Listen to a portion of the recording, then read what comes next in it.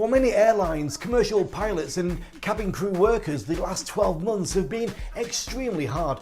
But despite continuing restrictions, crew members from various airlines are optimistic about 2021 and have released multiple videos with what they call the Jerusalem Dance Challenge.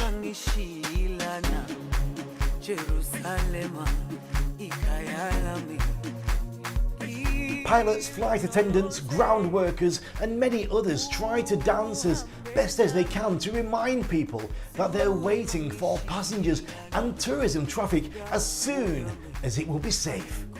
So hopefully I'll be back in the air soon. This is your #1 show for air sports and aviation. I'm your host Regan Tetlow and this is Air Sports News.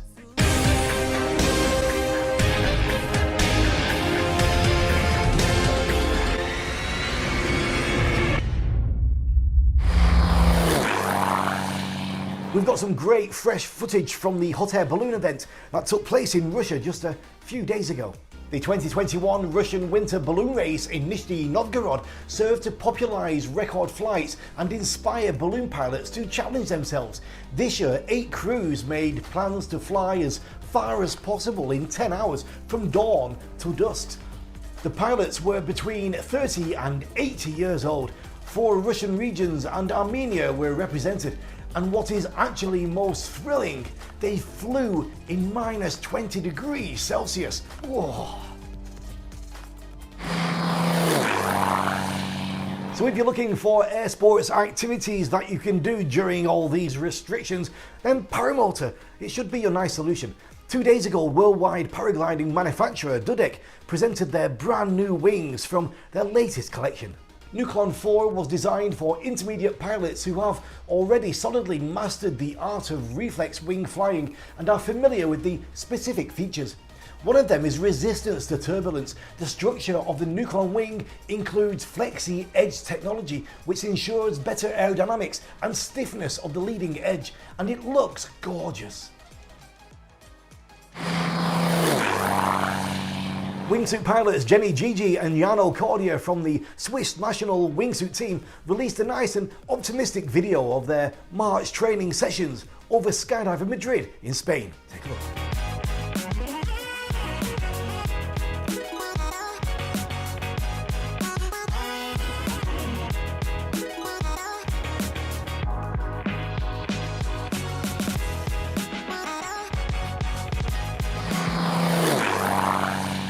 Great to see some skydivers back in the European skies. It seems like the place is slowly opening up.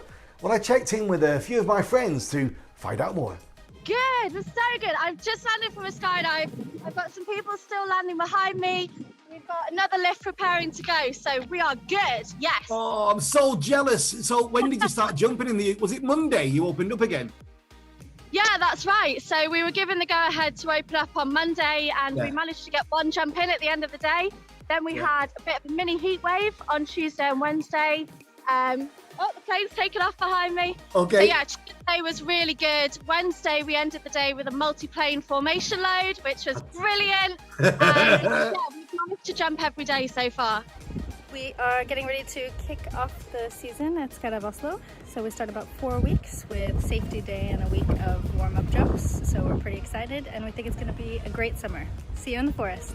Oh, we started back in January. We've now gone to 5 days a week, which is awesome. We're loving it. We've got some very, very happy skydivers, some very happy staff. Oh, good. Let's go and see everybody. Let's go and say hello to the Packers. Let's go say hello to Deborah. Deborah, who just qualified AFF. Congratulations. Yeah. Felicidades. Thank you. My pleasure. Skydiver. Skydiver now. Who else we got? Hey, my friend, where are you? I'm good, my friend. I'm in Montreal. Good to see you. Everything good? Perfecto, tío. Muchacho perfecto. Wow, we're halfway through the show and we still haven't introduced a special guest yet. Now, she is part of the Norwegian free fly team Zion, who won the artistic free fly in Eloy, Arizona. She's also well known for her organising work on record attempts and has completed over 6,000 jumps. Plus, she's an incredible singer. Yes, she's here. It is Anna Moxness. So the pandemic, no travel. How long have you been in one place, Anna? Yeah, like it's how long since we started. We were training in DeLand, which is our winter home, and we had to come home quickly.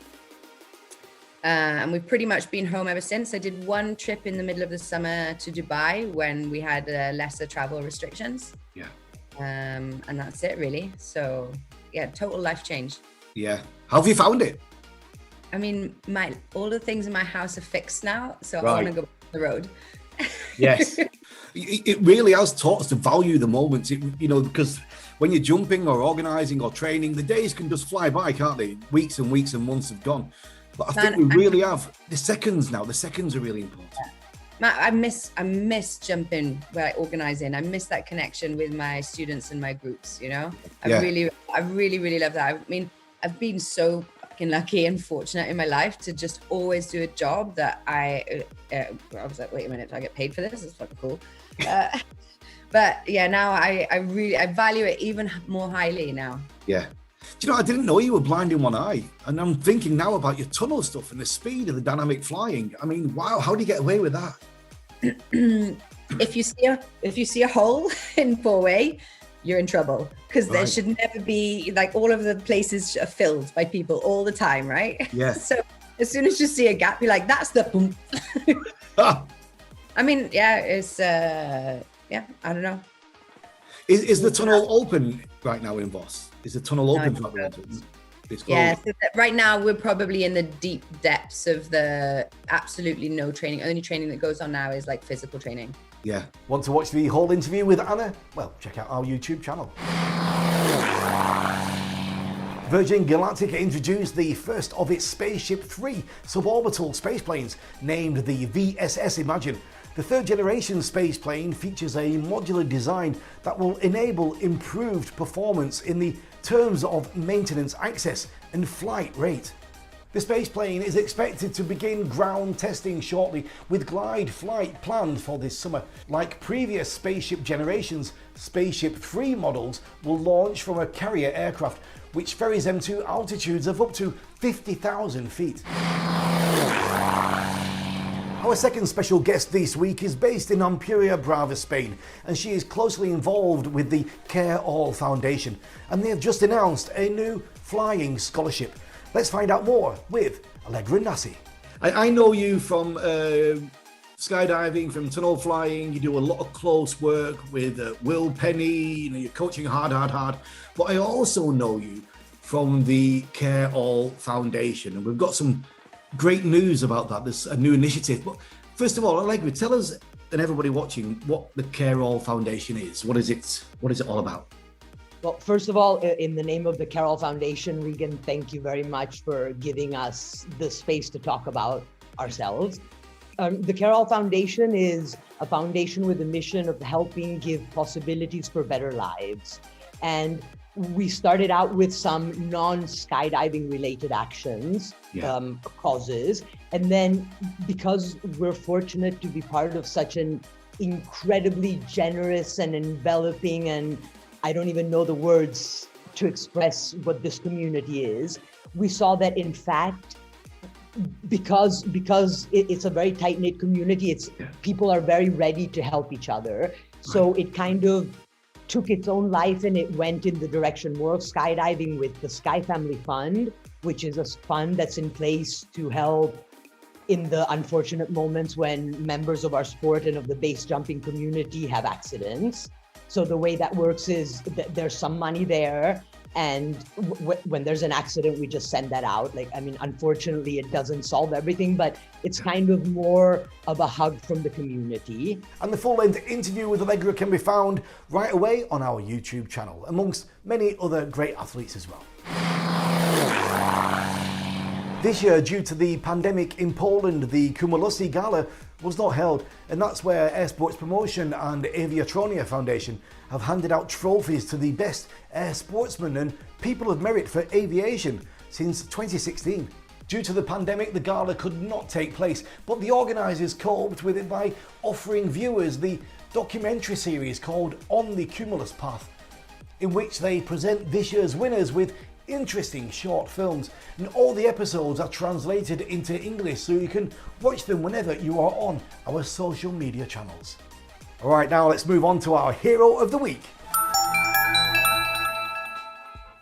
Ever wondered what goes through somebody's mind as they jump from a helicopter above the Canadian Rockies, then ride along with the Team KUTZ athletes as they wingsuit, skydive and speed ride above scenic Fernie, British Columbia? The Why We Fly documentary video features exhilarating point-of-view shots of the athletes in flight, along with footage of the raw beauty of mountainous British Columbia. It takes viewers beyond the visual thrills to explore the emotions, technical preparation, motivations and camaraderie of these athletes before, during and after a jump. The video is free to watch on the KUTZ YouTube channel. On the 4th of April 1940, Curtiss Wright's chief test pilot, Lloyd Child, took the first production P-40 Warhawk into the air for the first time at Buffalo, New York. The cruising speed of the P-40 was 272 miles per hour and the maximum speed was 357 miles per hour with a service ceiling of 30,600 feet. On the 4th of April, Mrs. Franklin D. Roosevelt presented to Jacqueline Cochran the Harmon Trophy for the Outstanding American Aviatics of 1937. Miss Cochran broke the national women's record for 1,000 kilometers and on 3 occasions established new national records for the 100 kilometers distance in 1937. She also set a world's record for women over a 3-kilometer course. On the 5th of April 2019, the Flaris 5-seat light jet manufactured in Poland made its first flight. After several tests, the producers announced that Flaris might be the fastest light private jet in its class ever produced. That's it for today. Don't forget to write to us. Our email is on screen right now. And you can also register on the airsportsfan.com platform. And you can contact with me directly on Twitter. We're going to leave it today with the amazing base jumper, Luigi Canni, who fired himself from a huge slingshot mounted on top of a building.